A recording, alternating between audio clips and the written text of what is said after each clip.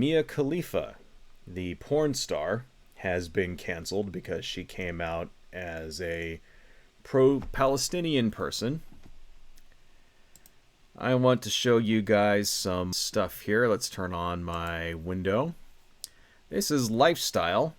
Pornhub platform deals another blow to Mia Khalifa, freezes her revenues, and earmarks them to support Israel. I didn't know you could do that, but apparently if you are on Pornhub, they can just not only take your money. I mean, I understand that they can drop you as a partner, because every platform is allowed to do that. Is that, okay, you're gone, that's it. I didn't know that they could take the money that you earned and give it to somebody else, though. I always thought that if you had a platform, like if you were a YouTube partner or something, and they decide they're going to terminate their partnership, I always thought that any money that you earned up to that point belonged to you. And they had to legally pay that out to you because it was yours.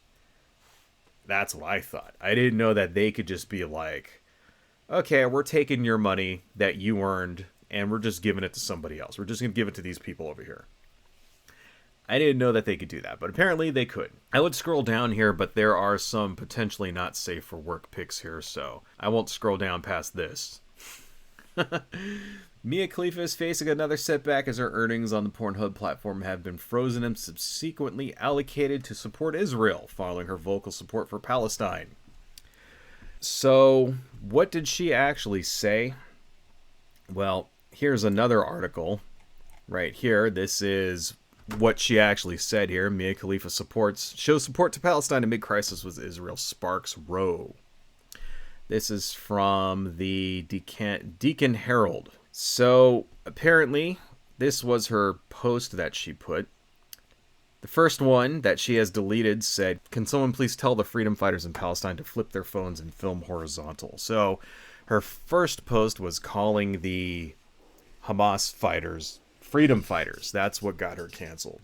Second one she said is this: if you can look at the situation in Palestine and not be on the side of the Palestinians, then you're in the wrong side of apartheid history. We'll show that in time. You know, let's just actually go to the actual tweet here, because I wanted to show you a couple of reactions to that. Anyway, this tweet got her fired from a podcast that she had, and then apparently Playboy, she was employed by them and she got fired by them too. I did want to show you the actual tweet here, so this is what she actually put.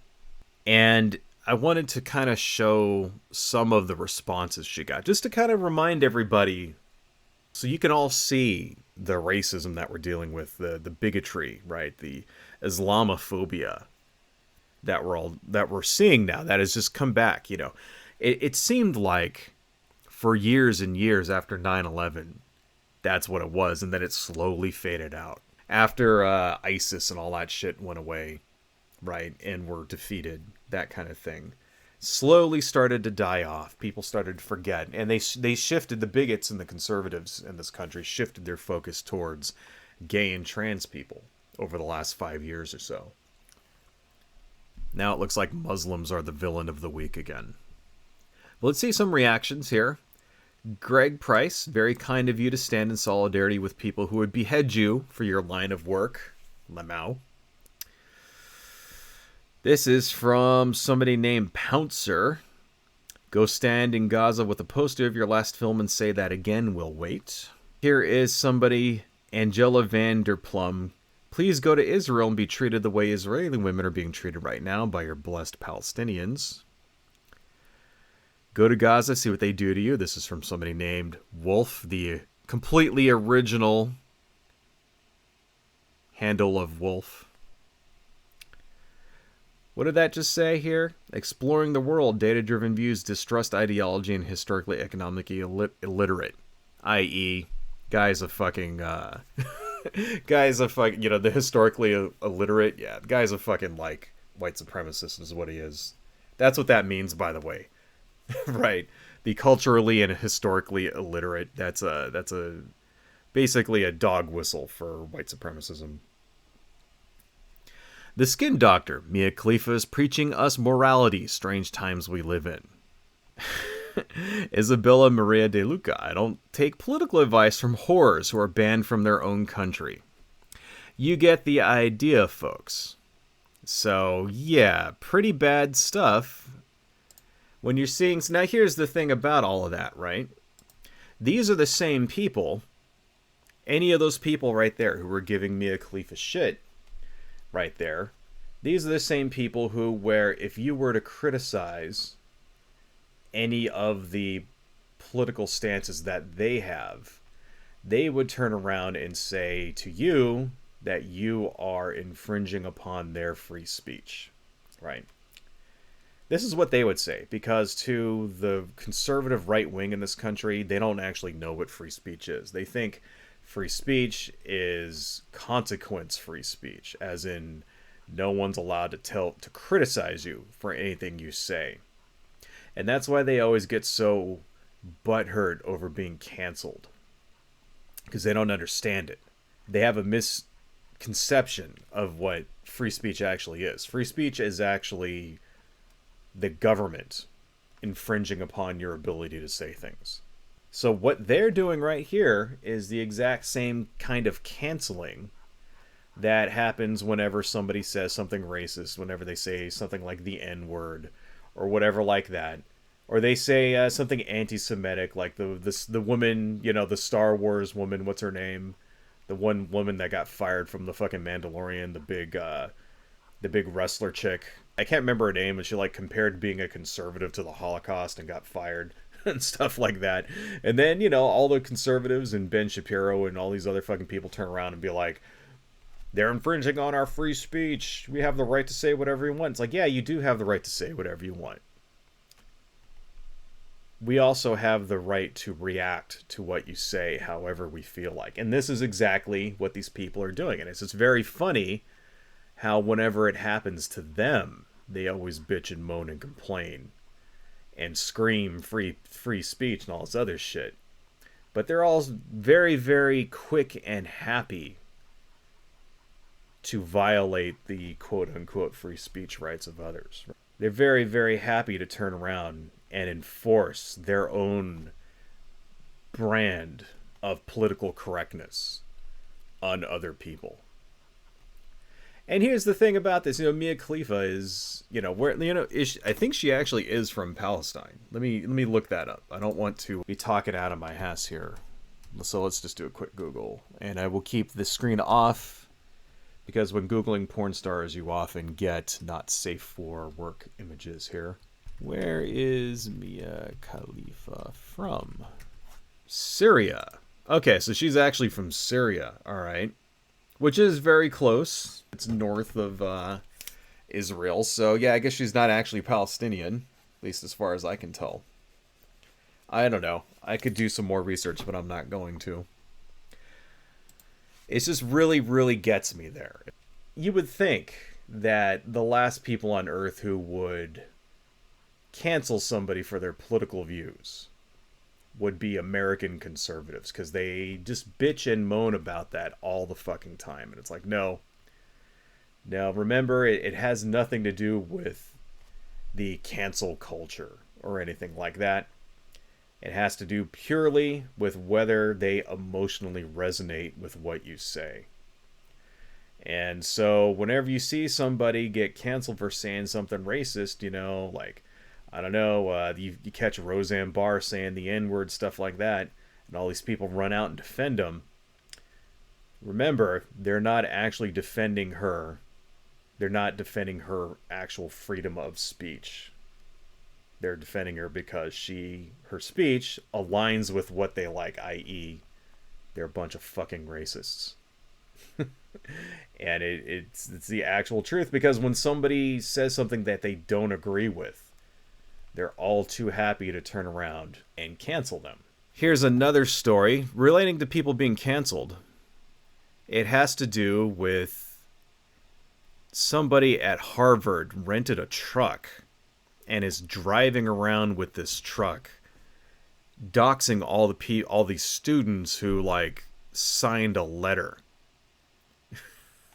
It's absolutely fucking insane.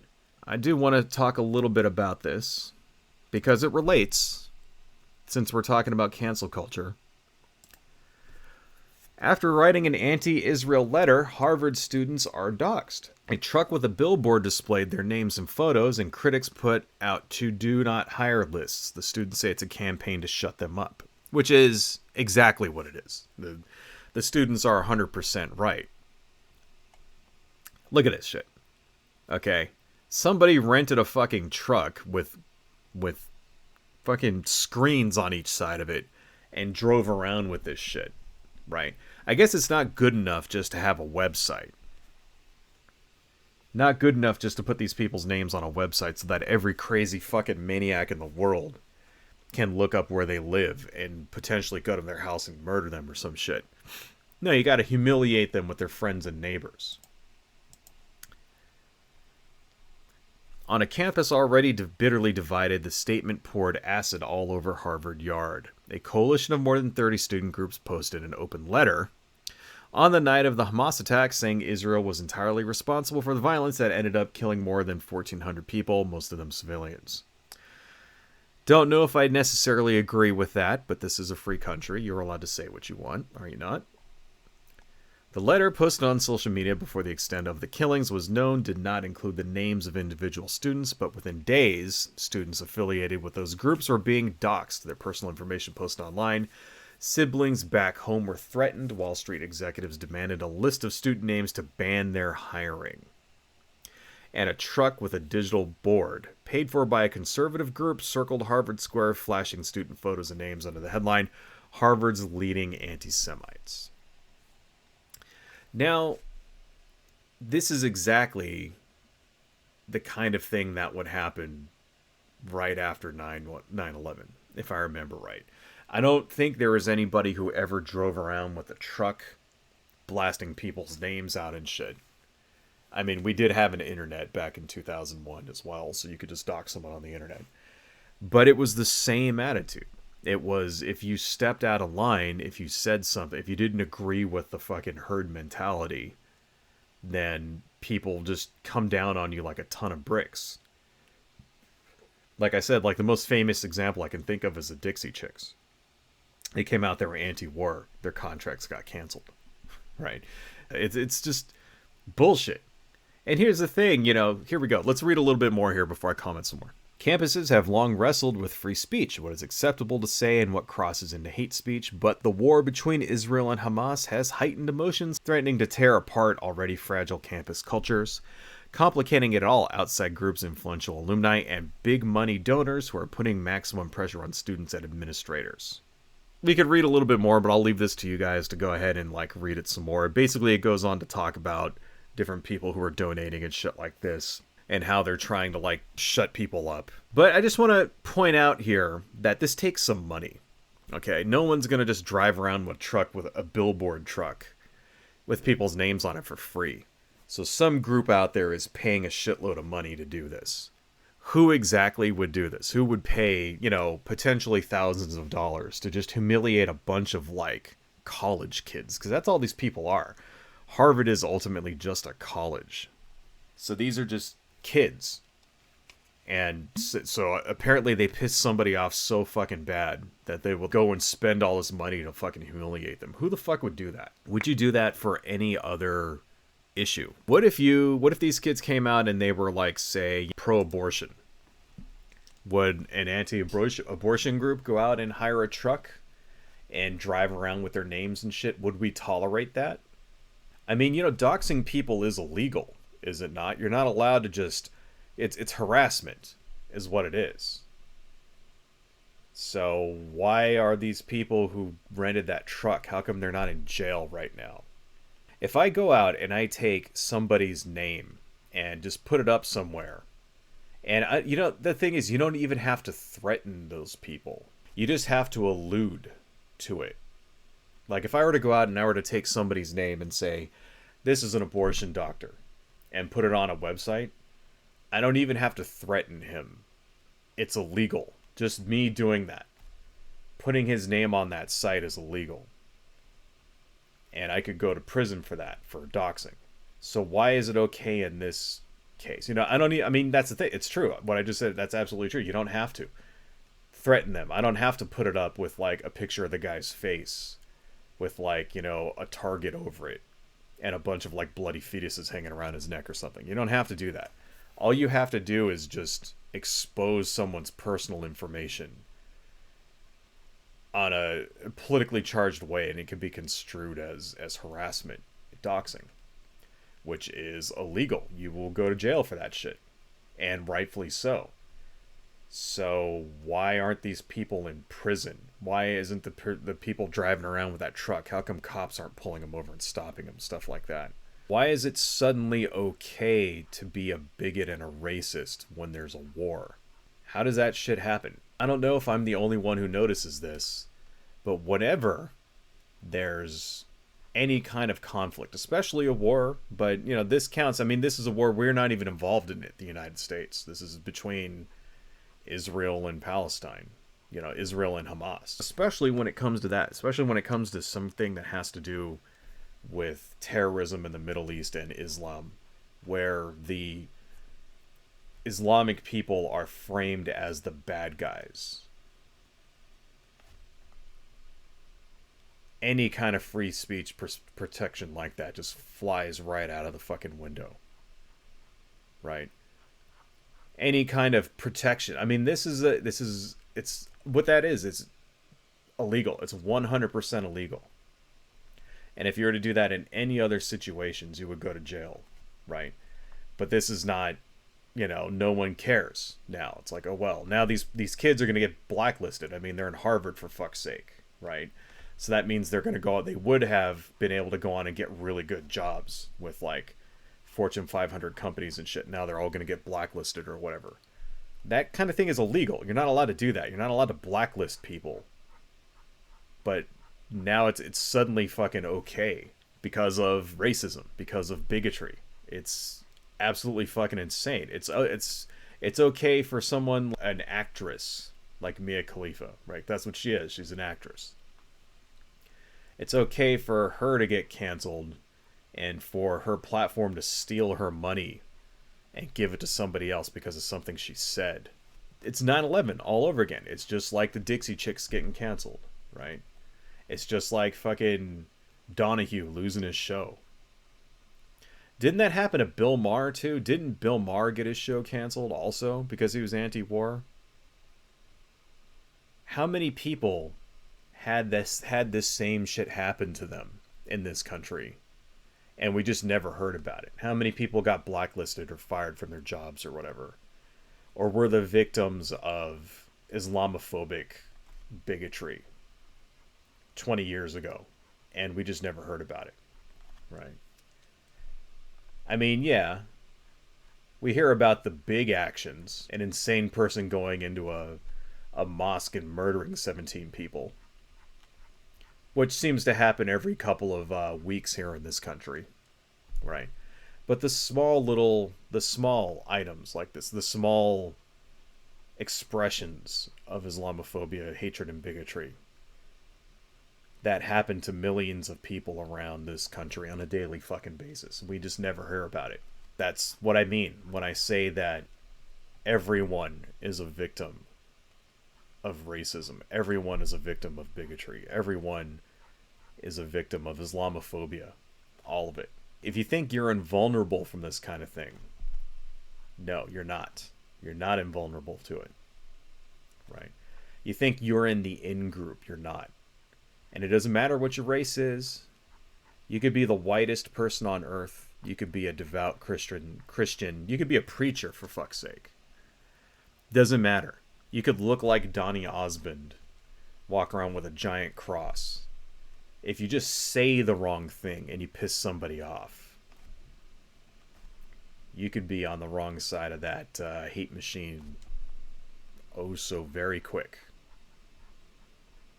Right? That's what hatred does to your country. Turns people against each other. That's why it's so fucking important that we don't let that kind of hatred take root here. And you need to fight it in every form that it has. Especially when times like this are politically charged. Especially when people are emotional. When the shit is hitting the fan, you know, and people are going crazy. and they're saying incredibly crazy things, and the fucking racists and bigots come out of the woodwork because they think they have like carte blanche now to fucking like, you know, do whatever they want and like right, they think the race war's on and shit. No, this is, especially during these times, you need to stand up for yourself, and you need to stand against hatred and racism and bigotry. The price of freedom and equality is eternal vigilance. You can't turn your back for a second. As this last couple of weeks have shown, these people will use any excuse they can get in order to spread hatred. Hello folks, if you like what I do and you want to support the channel, please consider buying something from my Etsy shop, supporting me on Patreon, liking and subscribing, and checking me out across my social media links listed below. Thank you all so much, and see you next time.